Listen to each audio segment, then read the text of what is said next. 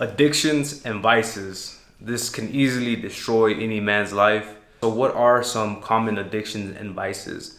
The most common ones could be substances like alcohol and drugs. It can also be gambling. It can be lust for sex. Addictions and vices come in various forms, but they can be very destructive to a man's life if they don't check it. Because these addictions and vices can lead to financial problems, health issues, relationship problems, and the scariest one of all is a control over one's life. We first need to talk about the shadow. So the shadow is a concept in psychology that refers to the unconscious parts of our personality. These are often things that we repress or ignore, and that includes traits and behaviors that we might feel that are unacceptable or they're negative. So the shadow is developed like very early on as you grow up, as you're raised. It's like an iceberg.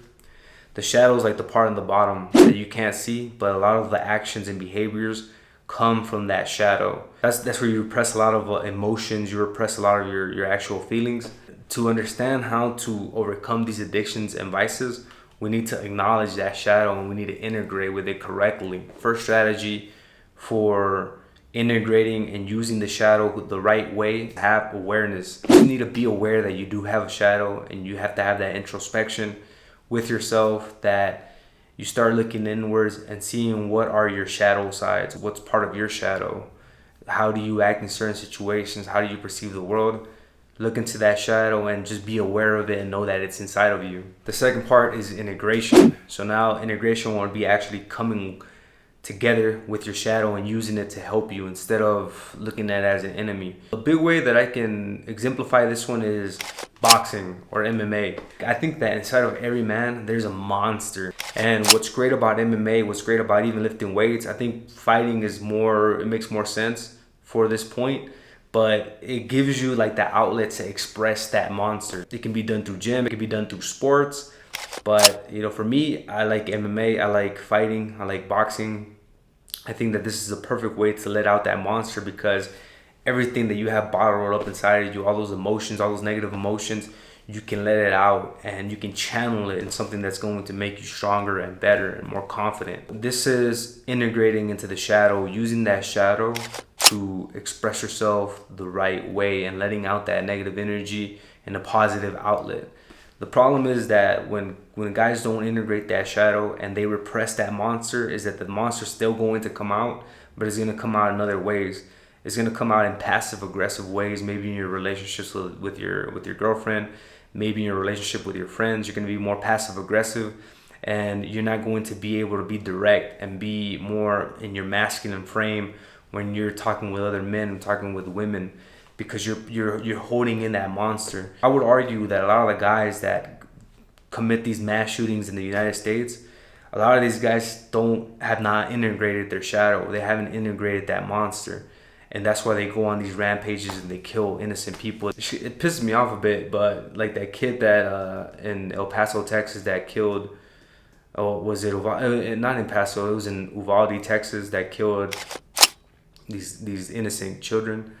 I think that kid had a lot of mental issues, and I think that he just did not know how to integrate his shadow, and he didn't know how to express himself correctly. I bet you if that kid was in boxing, if he had a strong masculine figure in his life, and that put him into a disciplined sport like boxing, MMA, football, something more where he could have channeled that negative energy that was repressed inside of him, that would have never happened.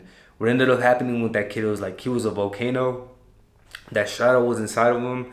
He wasn't releasing that energy out the right way, and then he exploded.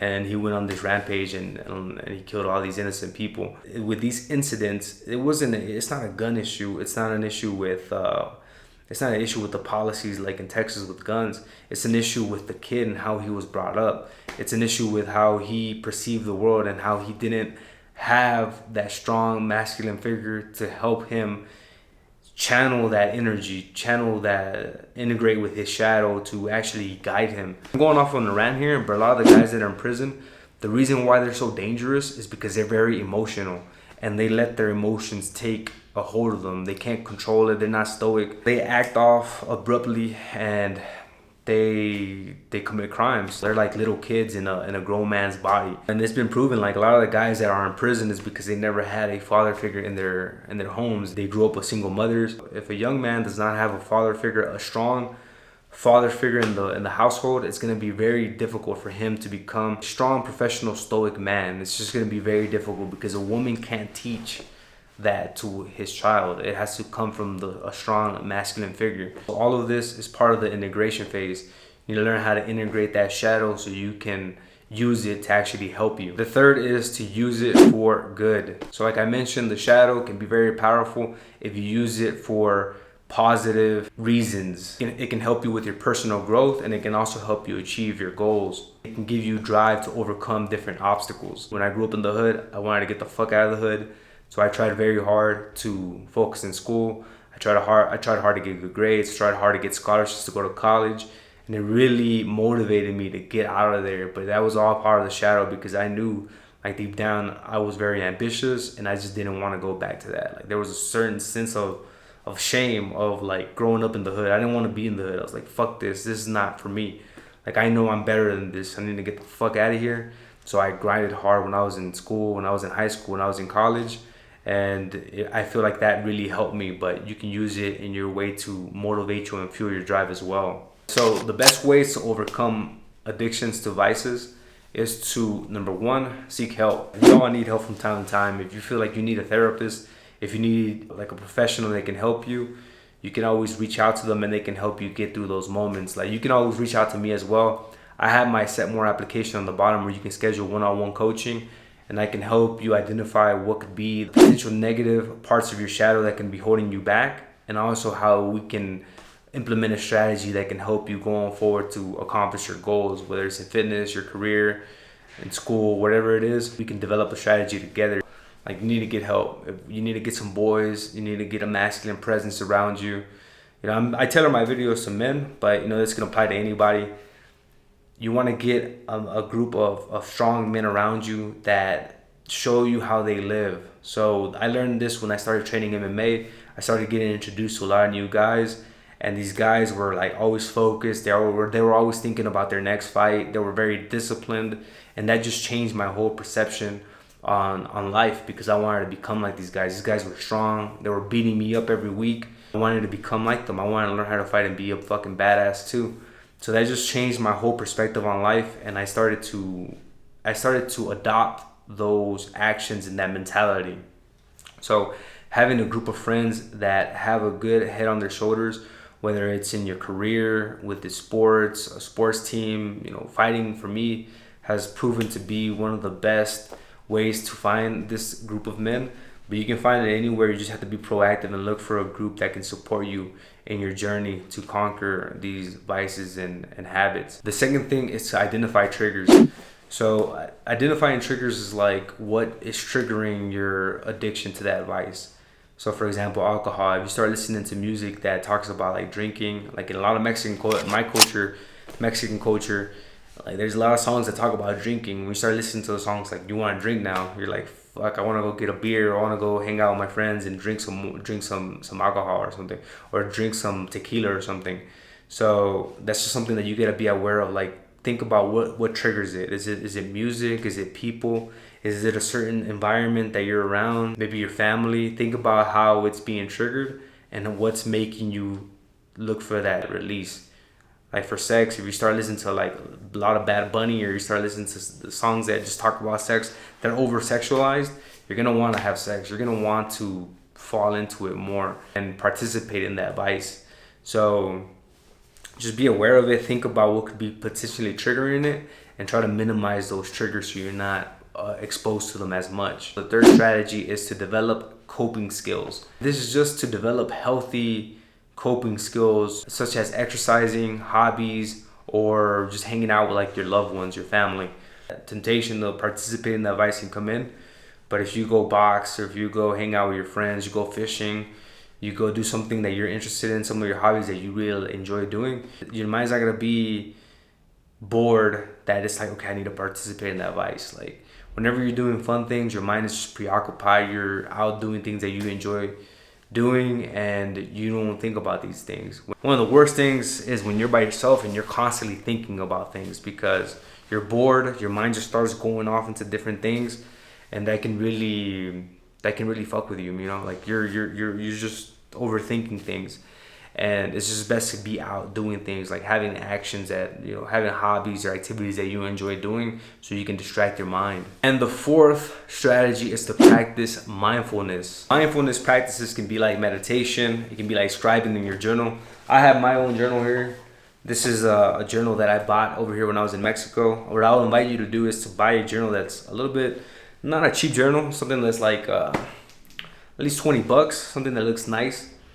Like I got this in Guadalajara when I was in Jalisco, and just having something where you can write down your notes, your thoughts, your feelings, your emotions on you know, on a day-to-day basis. It's a great way to check in with yourself so you can see how you're feeling about things, and this is going to help you identify patterns within yourself of how you're feeling so you can correct your actions, or you can identify that maybe this is something that you need to change, and they can make you make better decisions going forward. Also, meditation is very helpful because you become more present. You start to focus with yourself. You start to become more focused on the moment, and you don't think too much about the past. You're not thinking too much about the future where you become anxious. You know, you're more living in the moment, and this can bring you a lot of peace and tranquility. What you can also do with your journal is that you can have a conversation with yourself. I like to have a conversation with myself when I'm journaling. Like just things that I'm thinking about, things that might be troubling me or concerning me. I write it down so I can actually label them. And the next thing is also you can have a conversation with God through your scribes. You know, you can write down a conversation that you're having with God and asking Him to come in and help you. And this leads me to my fifth strategy, which is use God to help you overcome these obstacles. One of the main quotes that the AA Alcoholic Anonymous uses is the Serenity Prayer. Which is, I have it here on my computer. Serenity prayer just says that God grant me the serenity to accept the things that I cannot change, courage to change the things that I can, and the wisdom to know the difference. That's a very powerful quote because it allows you to put things into perspective, right? There's a lot of things that you couldn't control maybe at a certain point in your life, and now that you can, now you're using God to help you to focus on the things that you can control and try not to focus too much on the things that you can't control. That brings a certain level of peace and serenity because you know that God is helping you in that process.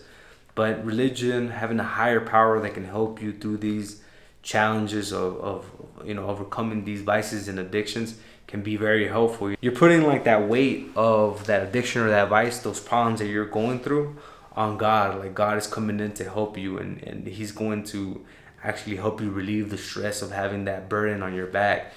You know, it's like Jesus carrying the cross. Like Jesus can help you get through these type of issues. If it's in, you know, in Islam, Muhammad, his mindset, his values, the morals that he taught can help you get through these vices. Having a higher power can only help you. It can't hurt you in any way. I strongly advise believing in God, believing in His will, and believe that He can help you get out of any situation. And I think that's only going to help you overcome these vices and addictions a lot faster. We've all gone through it. I've gone through it in my life. I know a lot of my family members have gone through it as well.